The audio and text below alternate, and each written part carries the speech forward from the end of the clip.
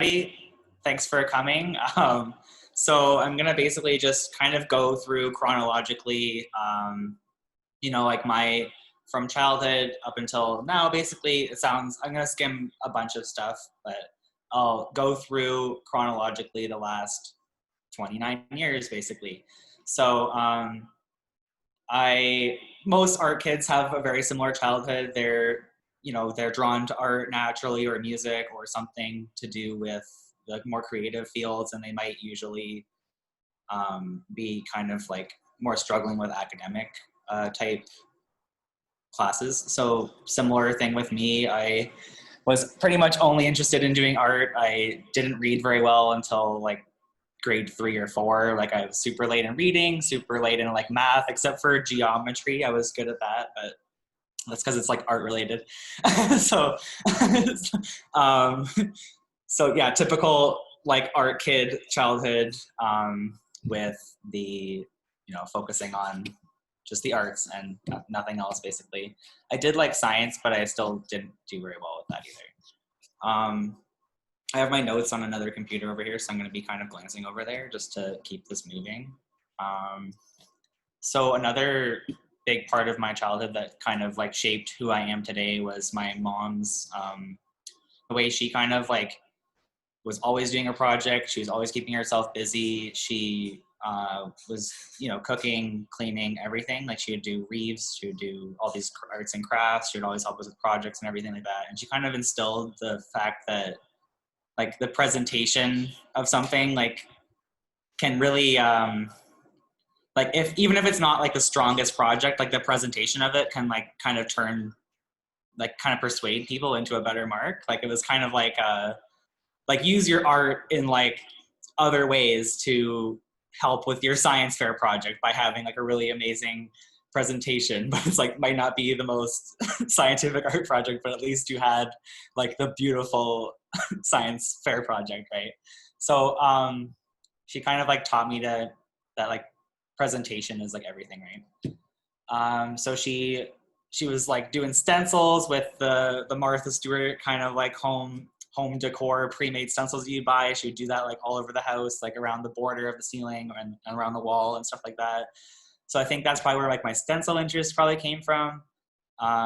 She like would bake, which I like baking. I just don't really do it too much because I live, with just me and my brother, so I don't really bake too much. But I also learned like sewing from her, so that's something that I did for many years into high school and everything. So yeah, I'm gonna skip most of my childhood up until high school. So grade 9 and 10, I was like failing everything except for art, basically, like normal stuff for me. And then grade 11 came around and I kind of like smartened up, and I left people that were bad influences in my life, and I like stopped being friends with them and started being friends with better groups of people. Turned my life around in grade 11. I met like Nico Williams, who I'm still friends with today. He really helped me turn my life around too. So after all of that, I was in grade 11 when I was starting to turn everything around. I was doing like sewing and graphic design and that kind of stuff. I went to BL Art, so I didn't really think I was ever going to end up at BL Art, but I went to BL for most of my high school, and then I ended up staying at BL for 3 extra years, but I'll get to all of that. So yeah, like doing graphic design and sewing kind of helped me before I entered BL Art, because the graphic design stuff taught me about like offset printing and all the printing world and all of that. So I'll just cut to, yeah, so the graphics design stuff, I didn't really know I was learning about lithography before I did anything with lithography, but graphic design taught me about like offset printing, which is kind of what happened to lithography after lithography became obsolete. It started on the stone, and so they would have like warehouses full of stones with these images on them. It was like pretty archaic, and eventually someone found out that you can create the same surface as a stone on an aluminum plate. And when they did the aluminum plate, they wrapped it around the drum and automated lithography basically, and like got rid of a ton of jobs. But so I was learning about all of this stuff before I even like entered a lithography class. And so it was kind of a good primer for intaglio and lithography classes later, because I was learning about like the different processes that paper would go through, like the die cutting process and book binding and all of that stuff. I was learning all of that before I entered like any art classes at all, really. I was like pretty fortunate there. So I will share my screen. I'm going to show the first stuff that I did in BL Art, all through BL Art, all through after BL Art, and everything like that. So, okay, I'll share preview. And I will go. So this was like my first dry point. This was 2009. I didn't know what like my subject matter and stuff was like. I knew it was going to be like space and that kind of stuff. Like I like the sciencey imagery and all of that, but I was more interested in trying to find like the aesthetics and the printing processes that I would use to get the aesthetics that I want. So this is dry point, and my aesthetic is usually like really graphic and like high contrast and everything like that. Less sketchy. Like I don't like the sketchiness of dry point. I'm sure you can get really clean lines, but I found it was just kind of like more difficult to achieve what I wanted to achieve. So the way BL Art is kind of set up, I think it's different now, but when I went through it, you have like foundations years. So the foundations years, you're kind of thrown through like everything from drawing, painting, ceramics, everything. So this was first year dry point. I think I did a dry point and a lino first year. So this was the dry point. And this is like the lino from the same year. So this is lino cut from the same year. Things I learned about dry point and lino was I didn't like printing dry point. Like it's messy. They're all fairly messy, but I found that dry point was kind of too much mucking around with the print I wanted to get. So this is lino cut, which is closer to what I wanted, like the more high contrast graphic kind of art that I'm more drawn to. So, and it was actually more fun to print. Just gonna quickly move through these. So this is like my second BL Art year. So this would have been like 2010. We were doing etching. So the second year of foundations, I did etching, and then I was finally introduced to litho too, which I did for like 2 solid years and got a lot of work out of doing lithography. So this is, it's kind of closer to like dry point. It's like sketchier. I got, more contrast, I think, from this, but it's not like I couldn't achieve like the blacks I wanted. I couldn't achieve the contrast I wanted. It seemed like it less intuitive for me or something like that, or just not a good fit.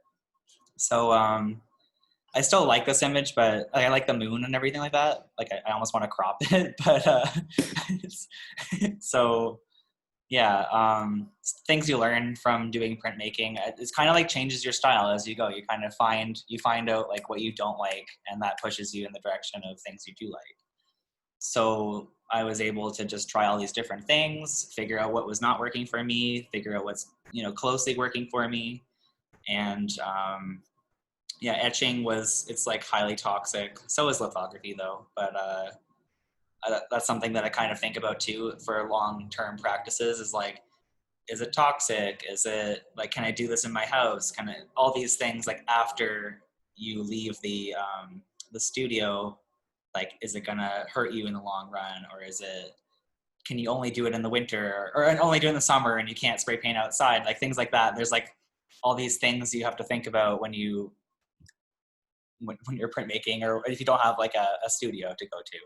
So it's just not giving me what I wanted, so I didn't want to go into etching.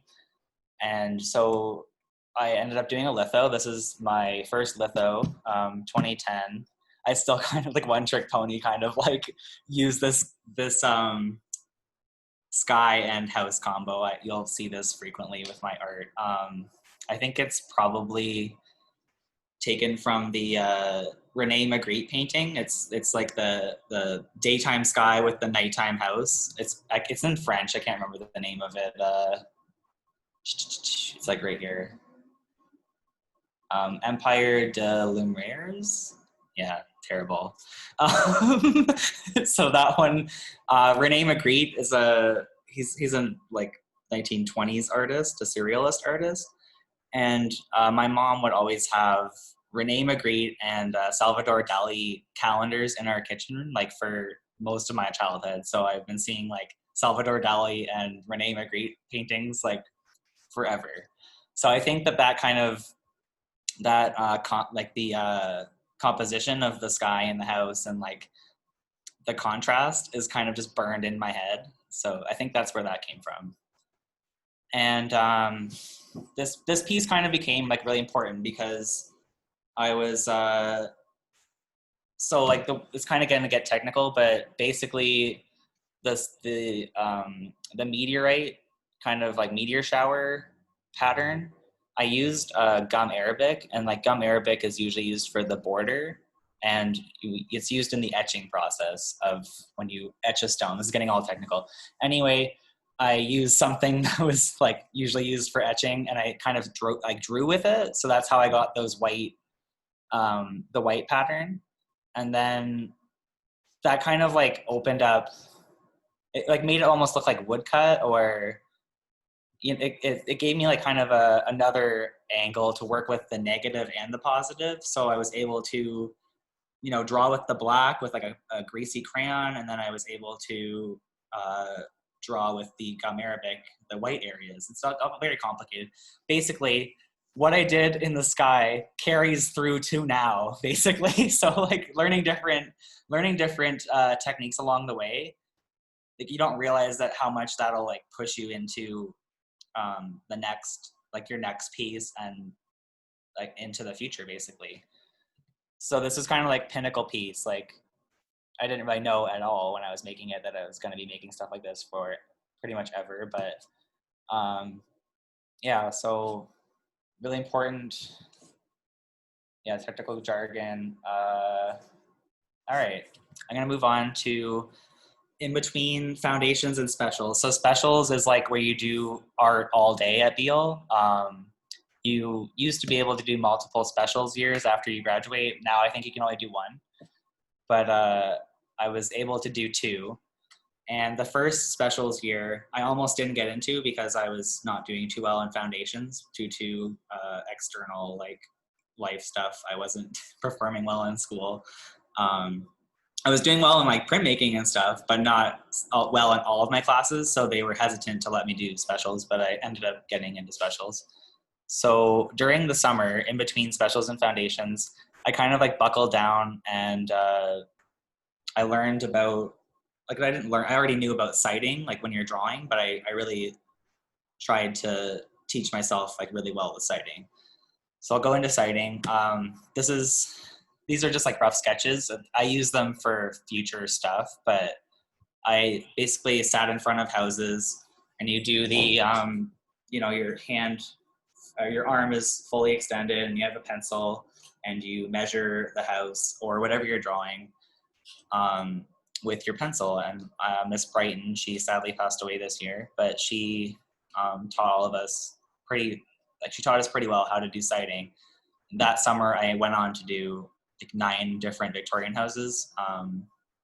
So the sighting really kind of, it gave me like a guilt for using like grid, because I'm able to just sit there and, you know, it feels more like honest if I'm drawing from sighting rather than from grid. Grid is where you take like maybe a pre-existing photo, you cut it up into a grid format, and then you draw that grid onto a separate piece of paper. And by using like coordinates, basically, like from math, you go 1, 1, and you draw that little box, and it breaks up your drawing into simple little shapes, basically. So rather than drawing like a face, you're drawing like 40 boxes that make up a face, and it kind of breaks it down into a more digestible thing. But Miss Brighton taught us to just do that in our head and use citing on the spot when you can. And I only use grid if there's a time crunch. But usually when I do use grid, I kind of feel like grid guilt because I didn't cite, because I didn't use citing. So that's my guilty little story. This is another one I did. This one's over by Victoria Park, actually. It's like, it was a Farhi house. I don't know if it's still a Farhi house, but at the time it was a Farhi house. Maybe it wasn't even at the time. I don't even know if he was in the town by then, but it is now. There's another one. This is on Princess Street. So they're all kind of like throughout London. There's a lot of different Victorian houses all throughout London, North London, South London. I grew up like kind of central-ish London, like Adelaide and Oxford. And this one's, so I didn't really finish these. I kind of like loosely finished some of them. I also use them in like prints and stuff like that. So yeah, I just kind of started doing more citing, and like I learned really well that summer how to do citing. So first specials year, this is, I took specials. So I did lithography, I did animation and like art history. And then I think you did like some sort of life drawing and regular drawing in there too. So most of the day you were doing your main courses, food. So you would do like litho and film or whatever you picked, like ceramics and painting most of the time. So I was hunkering down, trying to learn litho really hard. I did this breakfast, lunch, and dinner series. This is breakfast. There's a lot going on here. It's like, it gives me kind of a morning vibe. Like it's kind of dark, and like it seems like the crack of dawn. So it turned out pretty good. There's a lot of techniques going on here too. So the plate itself is done with just the grease pencil, and then I would have covered that in like favorite gum Arabic stuff. The cutlery, which looks almost photorealistic, is because I did photo transfers of just the little cutlery. So those are all photo transfers, like printed off from the internet, and then you like stick them to your stone, and then the background, which is that weird, almost tile kind of linoleum stuff, that is one of the ceiling light covers, and I just spray painted the ceiling light cover and gave me that cool, I think it's cool, but that cool background pattern. So there's like a lot of like experimental stuff going on in my first litho year of specials. So I will move on, I guess, to lunch. More experimental stuff with lunch. I actually ended up drawing with on the cutlery is actually drawn with ink. The bread is a sponge dipped in ink and kind of like dabbed on, which I learned from my mom back when she used to do sponge painting, which I think is like a 90s thing where you paint your wall one color and then you take like a very similar color and sponge on and it makes it look like Venetian. I don't know. So it's probably older than the 90s, but she was doing it in the 90s. That's probably why I'm thinking that.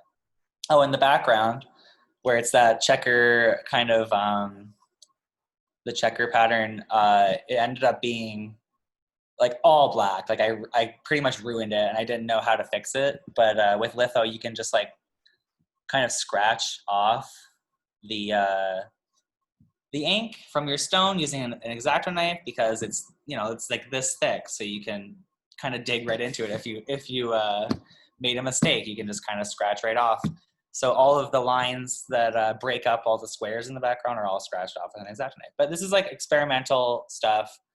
I was just learning that like the whole time I'm like, these are all really messy processes, and I'm trying to like rein them into something I'm trying to like look like some sort of look I'm trying to get, and like a lot of stuff's not working here. Like I don't like the crayon in the salad, but I do like the bread. So I was kind of like learning during these series. And then here we go, here's dinner. the reason dinner looks so different is because I did it twice. With lithography, there's a lot of error. There's a lot of things that can go wrong.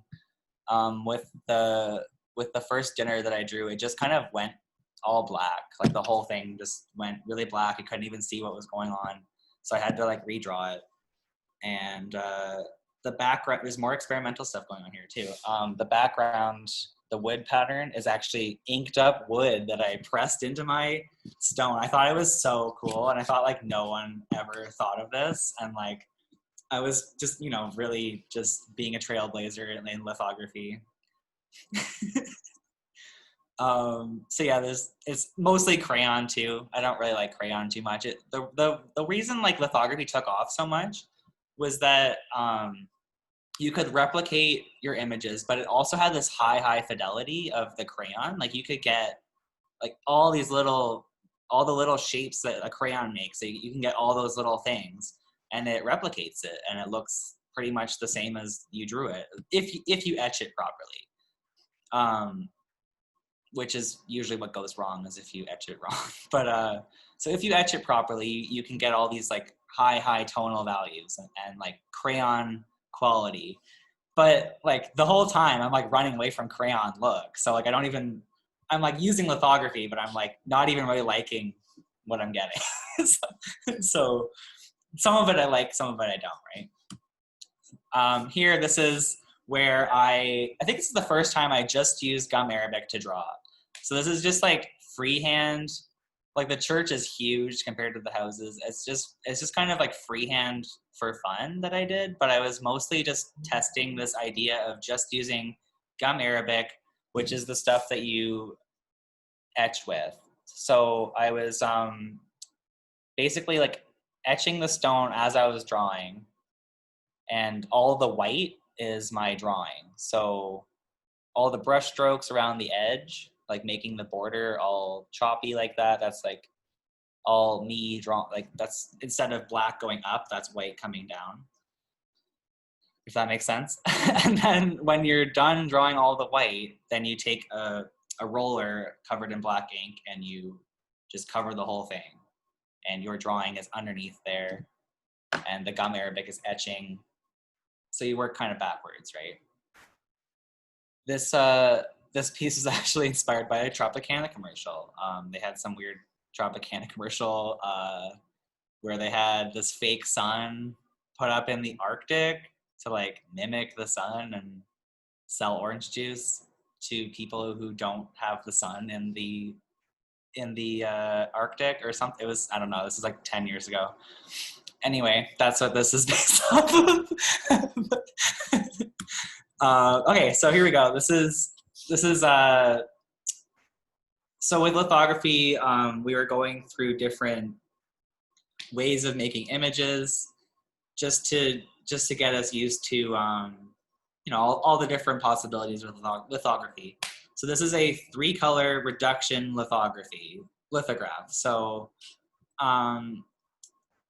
so you draw everything first, and you print your lightest color, and then you start erasing stuff like that you want to stay your lightest color. This is gonna get so technical. It's like, if you're, I don't know, if you're not in printmaking, I probably sound crazy, but so you print everything you want in your lightest color. Then you take the stone again, you start erasing stuff you don't want.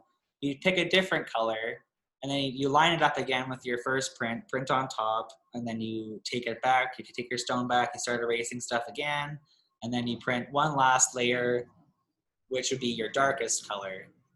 So like all the boat, it's kind of like black, dark green kind of color. That would be like my last colors. The cork is dark. And then the teal and the medium teal, I don't know, like the darker teal. Those like the medium and the first and the second layer. So I didn't really like this because it's not giving me the looks I want. I was doing some experimental stuff in this too with the wood patterns and like the gum arabic and stuff like that. I was trying to just find my look and find my aesthetic, essentially. So this is this is kind of like a diversion, but I was mentioning that in BLR you take your main courses and you also take drawing and stuff like that. This was just done for a drawing project, but it is a stencil. So the red on the streetcar is stencil with spray paint, and then the rest is graphite and some gold trim, which I think is just like acrylic paint. But I was just kind of trying something different. It's really messy. I don't really like using spray paint because it gives a lot of overspray and all of that. I'm not crazy about. But yeah, it's still a decent piece. It's kind of just a diversion though. Anyway, so Miss Davy, she's a ceramics teacher, but I think she was my homeroom teacher. She was kind of saying like, why do you always do like Americana stuff in your artwork? You'll see more of it too. It gets like even more Americana, but and I just kind of like, I think it's just because I've raised on like pop culture and that kind of thing, and Canada's so close to America, so I have like a lot of movies and, you know, like science fiction, all of that stuff going on. So it kind of like, it looks like Americana, and I like the retro look and all of that. So I ended up saying like taking her advice, and I did a Canadian invention, which is a streetcar, I guess. Canada invented the streetcar, so I did that for her. So this is back to when I was doing those little tiny the sighting drawings. This is one of those houses turned into a litho. So this is similar to the same process as the ship in the bottle, where again, it's all technical, but so there's like CMYK printing, which is still used today. You take cyan, magenta, yellow, and black, and you can mix all of those to make relatively every color in the rainbow. It's the same stuff that like inkjet uses basically, and you know, a magazine would use. So this is just done with those 4 colors, and I was able to get those greens and like oranges and purples just by mixing. So you draw your one image with, you know, all your lightest colors. So you have to think of your yellow first. You usually start with yellow first. So you draw everything that's going to be yellow or orange or green. So you have to think ahead. Like with litho, and with a lot of printmaking, you have to like think ahead, right? So you draw everything that's yellow first or green. Anything that has yellow in it, you draw, and then you print that. So it's like it's like you're trying to get as many colors as possible, basically, or trying to get, you know, like almost like a painterly kind of a quality with it. But yeah, using like more ink, or using like acid to burn away, you can, depending on your layers, you can control which colors are going to appear. It's like very, I don't know, it's very technical, but basically it's just like painting, but in steps. Like you have to think ahead. So if you want pink there, then you have to, or if you want just magenta there, then you have to leave everything else out and then just print magenta right there. It's kind of, it's not like what I was into really. Like it's just more messy and harder to rein in. I was looking for more of just like a clean look, right? So this is all like growth stuff, basically. I've had a few back, the ones I've showed you, I've had a few that are what I wanted, but most of these are kind of like building up to the aesthetic that I want, right? This was also kind of loosely based on like the Magritte stuff. Like I said, like I have the whole house and sky thing going on. But I think there's a lot of Vincent van Gogh in this too, just from the sky and all of that. I was probably just seeing Starry Night and inspired by that too, right? So this is like my aesthetic, right? So like this is like what I want is super clean lines, super clean colors, like no nonsense. I don't want any crayon. That's what I was trying to achieve this whole time. So this is a dictionary cover that I just blew up and made a bigger print of it, just to I really liked Roy Lichtenstein at the time. I still really like him. Like I'm a huge Roy Lichtenstein like bandwagoner, I guess. But So I took a dictionary cover and I just blew it up. I printed the plane in like a gray, and then I printed like a sparkly dust on top of it. It was pretty cool. But this is just like no nonsense, just doing layers, just drawing what you want drawn at a time. You don't have to like erase or burn out or all of that stuff. I didn't want to do any of that. It wasn't giving me what I wanted at all. So this is just like a layer 1, layer 2, layer 3. Like you're drawing each layer as you go. There's no surprises, right? So this is like basically what I want. This is the next year. This is the first print I did of the last year I was at VL Art. So this is 2011. So this was heavily influenced by like old circus posters or wanted posters, that kind of thing. This was our cat at the time. He passed away this year, which sucks, but so yeah, what was I talking about?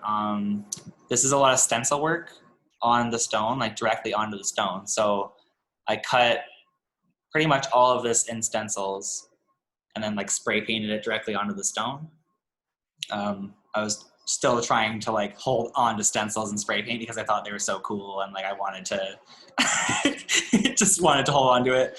But it doesn't give, like, some of the lines are really clean, like in his coat and stuff like that. But all of the nonsense, like here, the fuzzy lines and everything like that, I don't really like that. It does make it look like a wanted poster, but I still was looking for more of the it's, you know, it's more in line with what I want, but not quite there. It's getting there. This was the second time I guess I did the gum Arabic thing, but I really went crazy with it. This was inspired by the advertising in like comic books. At the end of comic books, they would have like a bunch of different advertising for like little tents and like cardboard submarine and all these different things that you can mail away from a comic book. And this is a little X-ray vision coupon that you could clip out that I made up. I even have like a little scissor dotted line around the edge too. A common theme in my artwork is like over the time, like that. So I was kind of looking back in high school, seeing like what was working, what wasn't working, and a lot of my stuff kind of like is directly influenced by print itself. So if you go back, like the Oscar poster, that one is totally influenced by printmaking itself, by circus posters, which was done in lithography, and Houdini posters, and all of like the stripes of the circus tent, and like they used to spend so much money on just printmaking just to get the word out that the show is in town or whatever, right? So the whole print, showing up in print thing comes up a lot. This is kind of like almost one of the first times that I'm like actively thinking about that, rather than just learning about it in our history and applying it but not thinking about that I'm doing that. This is kind of a mix between like 50s stuff and like 90s stuff too, which I start mixing time zones too, like time eras and all of that too. Ooh, this is like a little big. This is a postcard that I did in 2011. So these are all kind of the first three main projects in litho of my last litho year. We just did black and white ones just to get us all back into it, right? So yeah, again, this is based on print itself, like a postcard, right? A lot of them are just based on printmaking itself, and taking what you're learning and putting it right into your subject matter, basically. Again, this is clearly influenced by circus posters and like Houdini, and the lines are even there, like the circus lines. This was what was it called? I can't remember the type of print that this is called, but you're basically trying to create 3 colors using only 2 colors. So I just printed the pink and the blue, and all of the purple that's showing up is the pink and the blue overlapping. So you print your pink first, and then you decide where your blue is going and your purple, and you have to overlap all of that, right? So, you know, the purple sparkly bits in the back. I think Jack Kirby's stuff, I think, inspired this. His stuff is called the Kirby Crackle. I'm pretty sure that's where I got all of this stuff. Oh, whoops. I'm pretty sure that's my own ripoff of Kirby Crackle. Yeah, so like, see how the hat is like purple in the center? That's just pink ink underneath blue. And then you make the blue and the pink a little bit see-through. It's like one of my favorite prints that I probably ever made, but. All right, this one. Is there anything special about this one that was a special project or anything like that? I can't remember, but this is kind of based on like a stamp shape I was thinking of. Again, another printmaking thing, making it into my printmaking. I was kind of thinking of like the stamp border kind of feeling. And then it looks kind of like a sombrero, but it's a UFO. It didn't really turn out that well, but I always kind of see like a sombrero. So yeah, another thing that we were supposed to do, I'm just remembering this now, was the goal of the project was to get like 5 colors, I think. 2, 3, 4, 5. 5 colors, 6 colors out of 4 colors. So it didn't like really turn out, but it still turns out as an image, but like the goal of the project doesn't really turn out. So the idea was that the yellow and the oranges and the red was all supposed to kind of mix and make a bunch of different reds, oranges, and yellows, but it kind of just ended up with 3. But still a successful piece, I think. All right. So this is a I can't remember, is it a halftone project? Yeah, it's I think it's a halftone project where you take an image, a pre-existing image, and you break it down into tiny, tiny dots on the computer. So let's see if I can show you. This is all done in CMYK. The computer breaks it down into, it's hard to see them, but there you go. So the computer breaks them down into cyan, magenta, yellow, and black, and makes them all these little dots, and it turns an image into all these little dots. You'll see this on the newspaper, you'll see this in like magazines and stuff like that. And it uses optical mixing, so it'll slightly overlap those dots to create certain colors, or just completely get rid of them. If there's no red present, then it'll get rid of the magenta and it'll leave the colors that are present, right? So if you take a bunch of those little dots and you put them all on a stone and you line them up really, really correctly, which is really, really hard to do because they're so tiny. You can even check my lining up down here, actually. It's pretty good. So basically, oh, it's a little bit crooked over here. But so if you line it up perfectly, then you can get kind of like a newspaper almost image. Just another way of getting like an image onto a stone, basically. I never really use this too much because I would just rather draw it, but it's good to know that you can do, you know, like photorealistic stuff if you want to. All right, so this is getting close to the end of the year for my last year at BioArt. I was trying to make movie posters, like, you know, just made up movie posters. This was done in 2012. And I was interested in keeping the poster kind of dated to when it was made, just because of the way we use print. A lot of print is just kind of for that moment, and we don't really think about it after that. Like when you think of like a milk carton, is just for that just to hold the milk, and then after that you recycle it. So I was thinking of that, the whole notion of print being like fleeting and disposable. So I made a poster about 2012. There was also a movie called 2012. I think it wasn't even out yet though when I made this. But so I wanted it to just be like set in 2012. I also did this with the Vanishing Act poster. I forgot to mention, but it says Saturday only, and I was also trying to keep it like in Saturday and Saturday only, and like throw this out, right?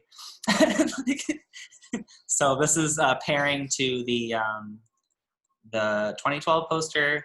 I was like super into horror and movie, like science fiction and like all of that. So I did a horror movie poster, which was like, for some reason, I was always like, if I can make horror art, that's like the coolest thing I could do. So it was like I always wanted to do like EC horror or like, like Tales from the Crypt, that kind of stuff. I was like, if I could do that, and that's like, like that's top of what I want from my own ability. Like I want to be able to do that, which is like, this isn't like EC horror quality, but it gives those emotions for sure. Okay, so this is after Beal Art. So I don't have a litho studio anymore. I don't have like all this equipment. During Beal, I was really interested in like film and television. So I wanted to go to university for writing for television, but I didn't get accepted.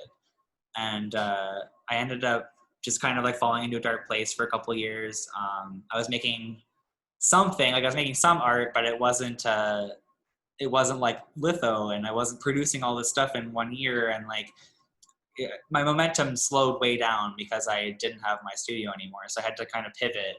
And this is just done with spray paint and stencils. And I think I was just on my rooftop, like, that's all I could do. So it was something, right? This is from the same family of prints. On my Instagram, there's also another one that I didn't include because it's like, it's not the best, but this one's pretty good.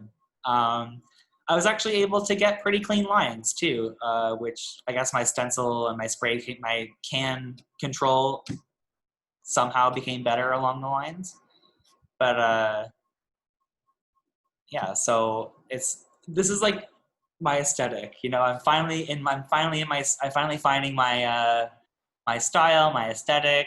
Like I feel kind of like in charge more. Like when you start in art, you feel like it's like totally against you. Like maybe it's just me, but like it feels like you're totally like just trying to get it out of your head onto the page, right? And like it's so good when you're able to do that. Like it feels so good. So yeah, this is me like kind of floundering after I don't have a litho studio, and I'm making just like silly art. I'm watching ASMR videos and learning about like Japanese food packaging and like getting inspired by that, and like spray painting. I was making some money spray painting for like local businesses too. I would do like little logos, and I was helping with Art Fusion at the time and doing logos for them and stuff like that. So I was like doing stencils a lot. Which was something, like it was keeping me going. So this is still the same kind of stenciling, just making whatever I can in my bedroom, basically. I still really like this kind of stuff. I'll always revisit this kind of stuff later. I've thought of like making little wood, actual, like little fake radios or something like that, where I could silk screen my own stuff onto, or print my own stuff onto, that kind of thing. But I could always revisit these things later. But I had a lot of little like instruments that I was making. All right, cut to 2016. This is for the coloring book for London in Color for the London Arts Council. This is the first time I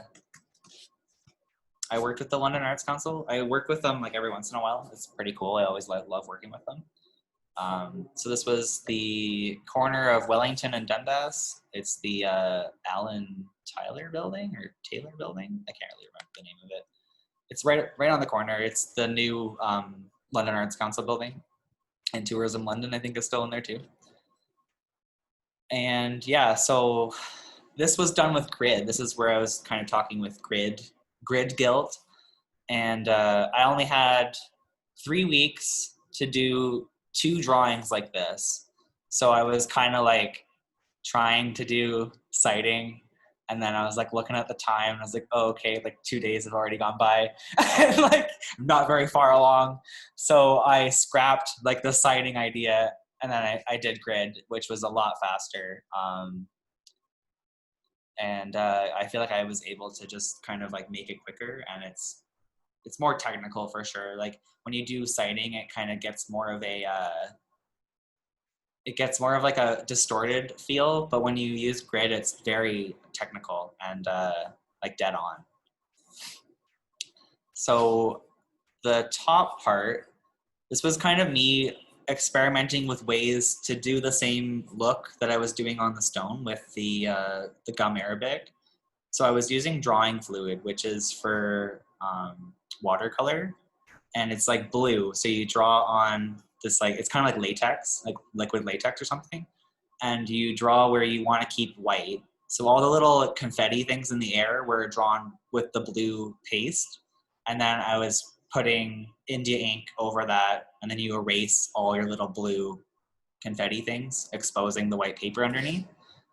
I was like experimenting with it. It's like kind of hard to work with. And if you zoom in, it doesn't give you, like, it definitely gives you a crisp line, but it's kind of like a little patchy, you know, like it doesn't give you a smooth line, which bugged me, but I still like it.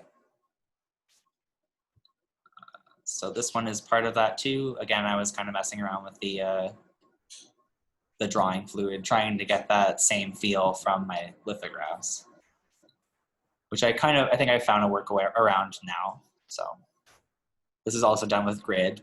That's probably why it looks so computer rendered. All right, so this is Tampei 2016. This was like getting back into things after my funk of getting like getting waitlisted for university. So I was kind of like leaving my idea of the TV dreams and like getting back into printmaking like more seriously, right? Tampei stands for the Ontario Miniatures Print Exhibition. They've had 3 of them. The 3rd one just ended last weekend. And yeah, I was able to do 3 pieces for the first one. And this is just stencil on paper. I was sticking with stencil on paper because that's all I could do. So I was just kind of like, it's printmaking. It's giving me almost what I want. This isn't spray paint though. This is actually India ink with a paintbrush. So I was taking a little paintbrush and stamping it through my stencil rather than spray paint. And it gave me a little bit cleaner of an appearance, but it just doesn't beat litho or silk screening really. See how it's kind of choppy and stuff? Anyway, I move on.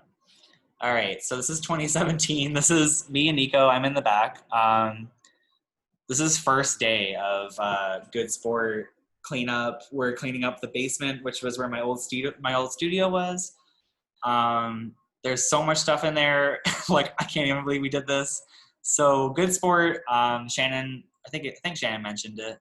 We're just a artist runs gallery and studio space collective. And I joined March 2017. This is the basement back room where I cleaned up and renovated and found a studio in here, basically. That's like clean side is on the left, and then like the before is on the right. So that was like what we did.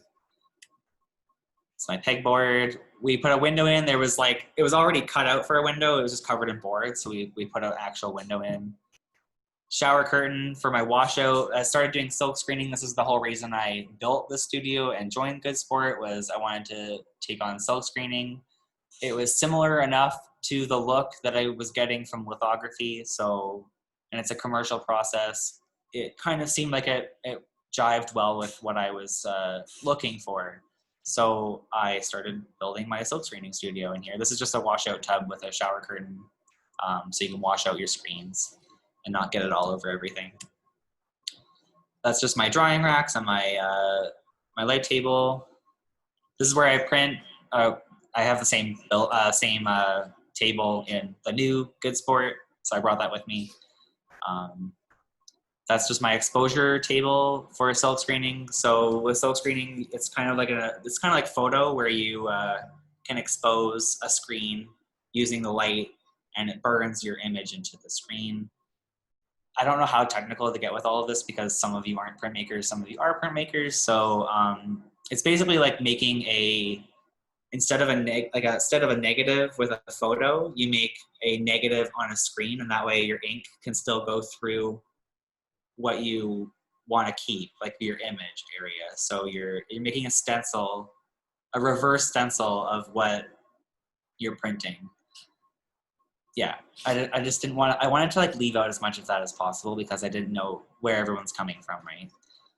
I didn't want to turn this into like a printmaking history thing, but that's the whole kind of, that's what I have to do here now. I have to like rebuild this here, unfortunately.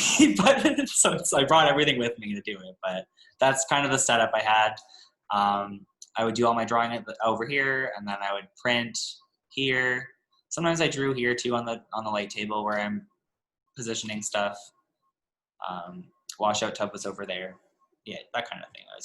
I learned how to make a studio at Beale. Like, it kind of taught me all the things I needed and how to like run a functioning studio. So it took like 2 years, I think, to get it to this point, basically, and find all the things I needed. I wanted to find everything I needed cheap. I got the drying racks for like $25 each at the Goodwill. Yeah, I was trying to find everything really cheap and, do it right. I didn't know we'd be moving in a few years, but that's okay.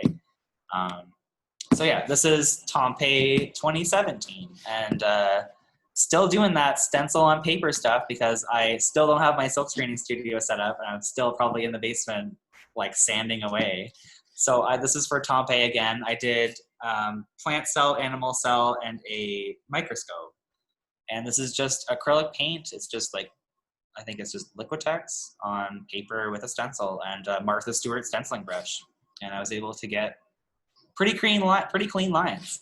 Here's the animal cell, and then the microscope. So I still like doing stencils with Liquitex and stuff like that, like with paint, but silk screening is just way faster, and it actually gives you cleaner lines and more vibrant colors, so worth it. This is a design for our tote bags that I did. I was learning with Megan Arnold. She went to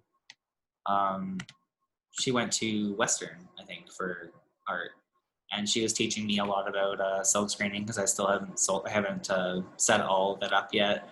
We burned this image at the campus at Western, and we printed it at Good Sport to make some money for paint and stuff like that.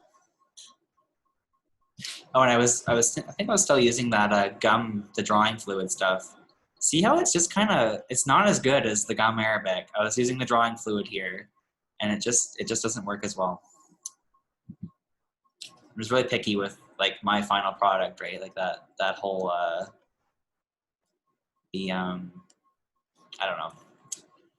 The presentation is everything. That's what I was looking for.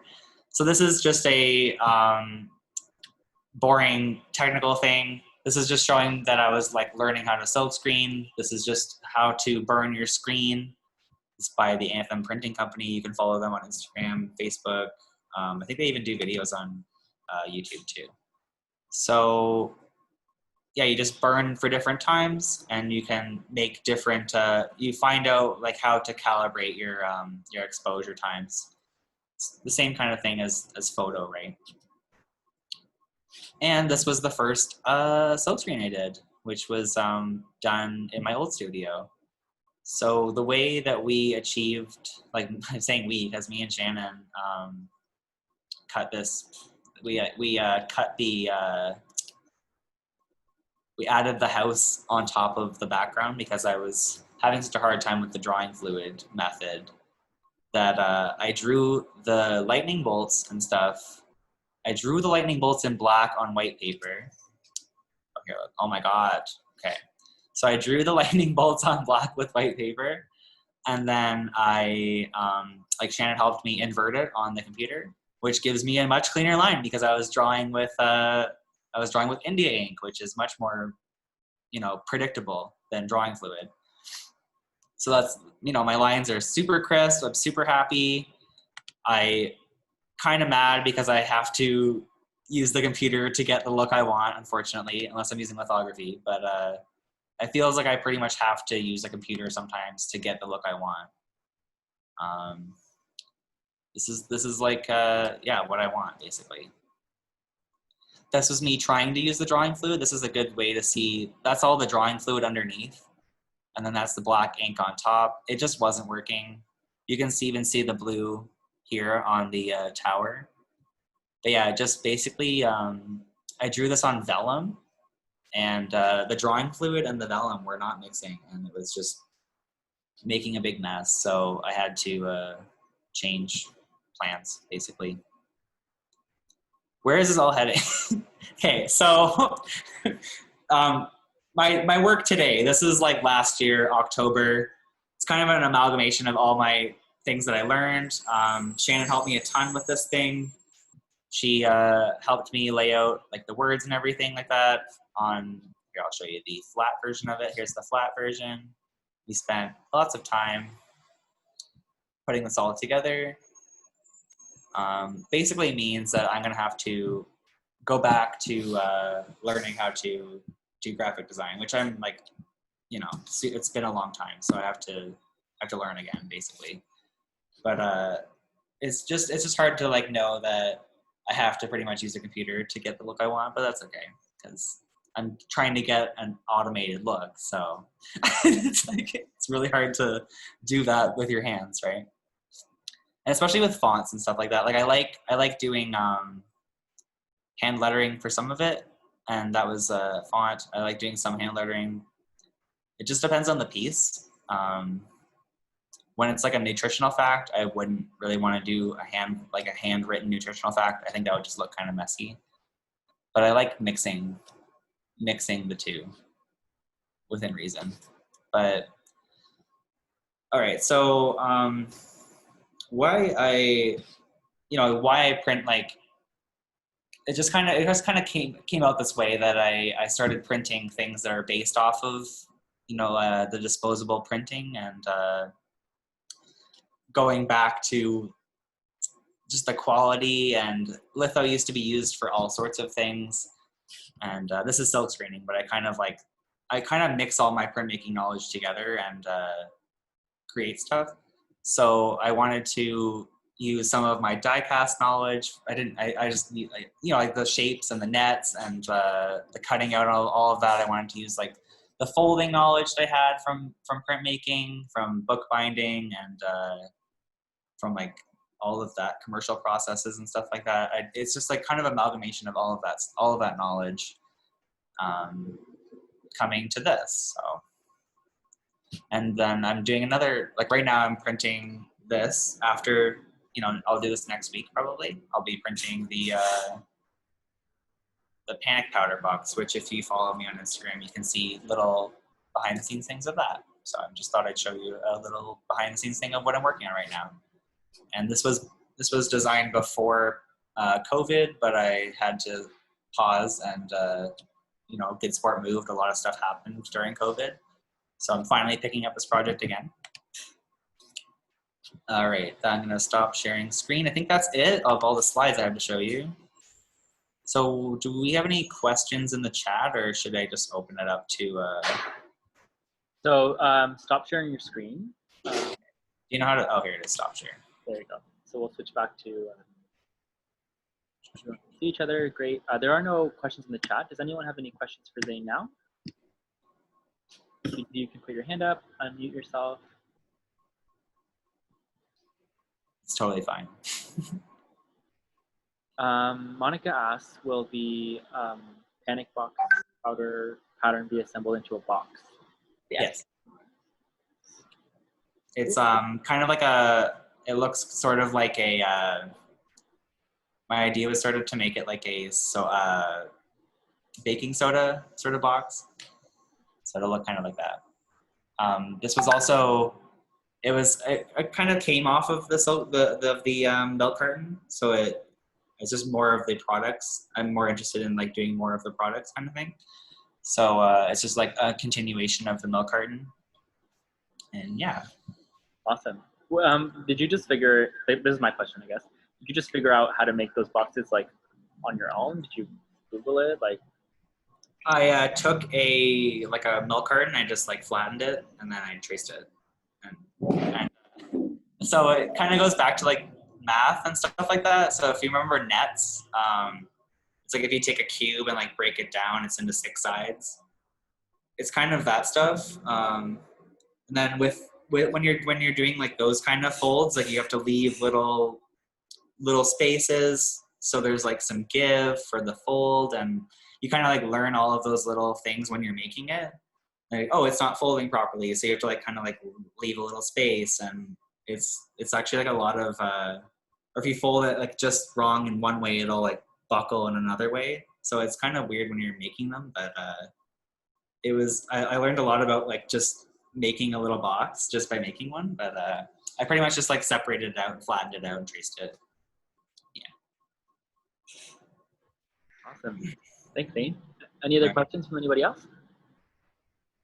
Kevin asked, what compelled the Milk from Mars concept? I wonder if you'd say a few words about your thinking about that. Maybe just explain your idea behind it. Yeah, I have been doing like just science fiction stuff from pretty much the beginning of making art. I always try to make it into some sort of like creepy version or cartoony version or spooky version. I always do a twist on something, or like a magic version or whatever it is. I'll kind of like slightly twist it. So this was kind of a print that I was trying to draw before the milk carton, but it was a farm with I was gonna have like something like a UFO abducting like an RV that was out front. This is a farm that was like way out by Woodstock. I have a photo of it that I've been meaning to turn into a print, but I haven't done it yet. So last year we had Food Sport, which was a Food Sport is turning the gallery into a grocery store. So we had to do food related art. Yeah, I did the milk carton. You know, I wanted it to represent me. I wanted it to encompass my style and like all of the stuff that I'm about. I just want my art to speak for itself. I want you to be able to walk by and go like, oh, that's Zane's art. Like, of course, right?